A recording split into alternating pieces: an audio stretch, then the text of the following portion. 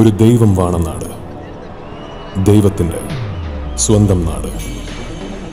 അവിടെ ഒരു നാൾ മാലാഖമാരായി ചമഞ്ഞ് പൊയ്മുഖധാരികളായ ചിലർ കടന്നുകൂടി.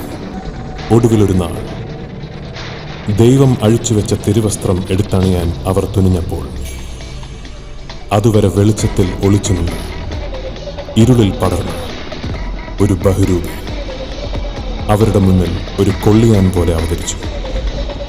അവൻ നെടുമ്പള്ളിക്കാരൻ സ്റ്റീഫൻ